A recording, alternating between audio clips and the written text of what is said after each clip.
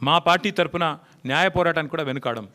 ఎందుకంటే మా తెలంగాణ భవన్ ఇదివరకే జనతా గ్యారేజ్గా మారిపోయింది. మూసి మొత్తం బాధితులంతా మా కాడికే వచ్చి మొరబెట్టుకున్నారు. ఇప్పటికీ న్యాయ పోరాటం చేస్తూనే ఉన్నాం.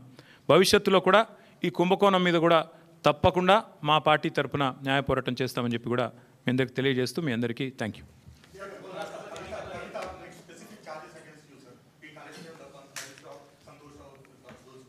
See Rahul, I'll tell you one thing.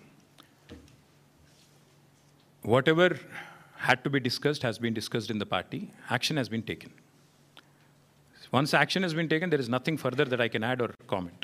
Because whatever had to be discussed internally on party forums, we have done that. And we have acted. And therefore, after the action has been taken, there is nothing further for me to comment or elaborate on. Thank you. Yes, ఇప్పుడు దాదాపు 20-25 రోజుల కింద అనుకుంటాను ఉపరాష్ట్రపతి ఎన్నికల ఘట్టానికి తెరలేసినప్పుడు మేము స్పష్టంగా చెప్పాం, రాష్ట్రంలో 70 లక్షల మంది రైతులు, ఈరోజు మనం ఈ నిమిషం ఇక్కడెక్కడైతే మాట్లాడుతున్నామో, ఈరోజు మనం ఇక్కడున్నాం హైదరాబాద్లో, లక్షల మంది రైతులు ఇవాళ క్యూలలో ఉన్నారు ఎరువుల దుకాణాల ముంగట. రాష్ట్ర వ్యాప్తంగా, ఒక జిల్లా కాదు, అన్ని జిల్లాల్లో ఎక్కడికక్కడ కొట్టుకుంటున్నారు, మహిళలు కొట్టుకుంటున్నారు, మహిళా రైతులు. అంత అరాచకమైన పరిస్థితి ఉంది. 20-25 రోజుల కిందట మేము మా పార్టీ నుంచి డిమాండ్ చేసినాం, ఇది రాష్ట్ర ప్రభుత్వ వైఫల్యమా, కేంద్ర ప్రభుత్వ వైఫల్యమా, ఎవరిది అన్నది మీరు తెలుసుకోండి, కానీ రైతులకు ఎరువులు అందించండి. మీరు అందిస్తే తప్పకుండా మీకు మద్దతు ఇచ్చే అంశం పరిశీలిస్తామని చెప్పాం. We have nothing against the 2 candidates. ఇద్దరు మంచోళ్ళే కావచ్చు, justice Reddy and CP Radhakrishnan ఇద్దరు కూడా మంచోళ్ళే కావచ్చు, మేము కాదంటలేదు. కానీ ఇవాళ వాళ్ళు ఇద్దరు అభ్యర్థులు కూడా 2 వ్యవస్థలకు ప్రతినిధులు. అటు ఎన్డీఏ, ఇటు ఇండియా, ఈ 2 కూటమిలకి వారు ప్రతినిధులు. వారు వ్యక్తులుగా కాదు నించున్నది, ఇండిపెండెంట్గా నించోలేదు. ఒకరు కాంగ్రెస్ తరపున, ఒకరు బీజేపీ తరపున నించున్నారు. ఇటు కాంగ్రెసు, అటు బీజేపీ ఇద్దరూ కూడా ఈ రాష్ట్ర రైతులను వేధిస్తున్నారు, సతాయిస్తున్నారు, చావగొడుతున్నారు. వాళ్ళు ముష్టి యుద్ధాలకు తిరిగే ఒక అరాచక పరిస్థితి తెచ్చిపెట్టినారు. 20-25 రోజుల కింద మేము హెచ్చరించినా, అప్రమత్తం చేసినా ఇంతవరకు కేంద్ర ప్రభుత్వం స్పందించలేదు, రాష్ట్ర ప్రభుత్వం స్పందించలేదు. అందుకే 70 లక్షల మంది తెలంగాణ రైతన్నల తరపున మేము నిర్ణయం తీసుకున్నాం. నిజానికి నోటా ఉంటే ఎన్నికలు బహిష్కరించడం మంచిది కాదు, ప్రజాస్వామ్య ప్రక్రియలో పాల్గొనాలి. నోటా అనే బటన్ ఉంటే అందులో నోటా కొత్తటోళ్ళం, కానీ నోటా లేదు. అటో ఇటో ఏదో రెండిట్లో ఏదో ఒకటి చేయాల్సిన పరిస్థితి ఉంది. అందుకే ఈ ఎన్నికలు మేము we're abstaining, we're not going to participate as a party. నిన్నగాక మొన్న 2 రోజుల కిందట మా రాజ్యసభ ఫ్లోర్ లీడర్ సురేష్ రెడ్డి గారిని, అదేవిధంగా అందుబాటులో ఉన్న రాజ్యసభ సభ్యుల్ని పెద్దలు కేసీఆర్ గారు లంచ్కి పిలిచారు. మీటింగ్ కూడా అయింది, చర్చ కూడా జరిగింది ఏం చేద్దామని. చర్చించిన తర్వాతనే, అందుబాటులో ఉన్న ముఖ్యులతో కూడా చర్చించిన తర్వాతనే నిర్ణయం తీసుకున్నారు. ఈ ఎలక్షన్లో మేము ఎవరికి కూడా సబార్డినేట్ కాదు, ఎన్డీఏ సబార్డినేట్ కాదు, మేము ఇండియా సబార్డినేట్ కాదు, మేము తెలంగాణ ప్రజలకు సబార్డినేట్ అంతే. కాబట్టి తెలంగాణ ప్రజల పక్షాన వారి బాధను వ్యక్తం చేయడానికి ఇది ఒక వేదికగా వాడుకుంటున్నాం. తెలంగాణ రైతుల పక్షాన ఈ ఎన్నికల్లో మేము పాల్గొనబోట్లేదు. We're going to abstain.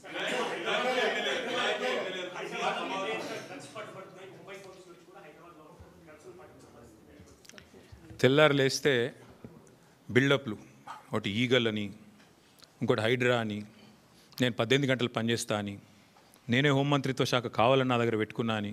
కానీ చేసే పని ఏంది? నిమజ్జనం కాడికి పోయి ఇట్లా చూసినట్టు చేసుడు యాక్టింగు, లేదంటే మా సోషల్ మీడియాలో ఏ పిల్లగాడు ఏం పోస్ట్ పెడుతుండో చూసుడు, రీట్వీట్ వస్తే 20 రోజులు జైల్లో పెట్టుడు, సోయి లేదా కేసీఆర్ మీద సిబిఐ కేసు. అంటే టీఆర్ఎస్ నాయకత్వం మీద, బీఆర్ఎస్ నాయకత్వం మీద పెట్టిన శ్రద్ధ, దృష్టి. నేను ముఖ్యమంత్రిని అడుగుతున్నా, నీకు అసలు సిగ్గుందా?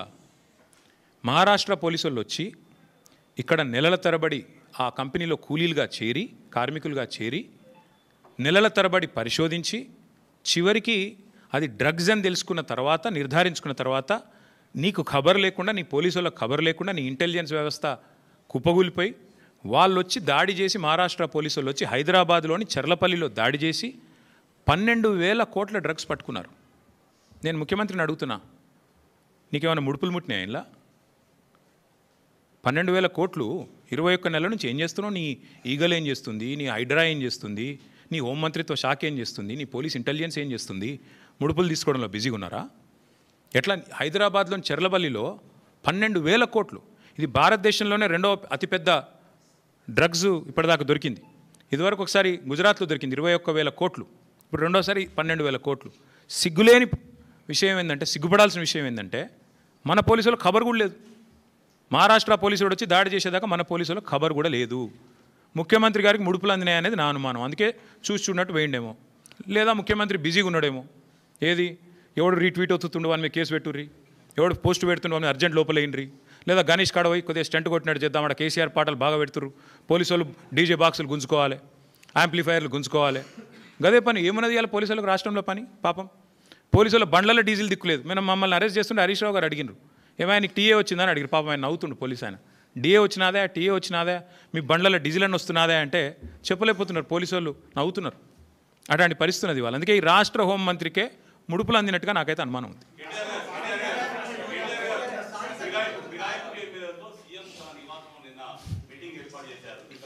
మీరు ఇన్ని బాంబులు ఒకేసారి ఆడితే ఎట్లా?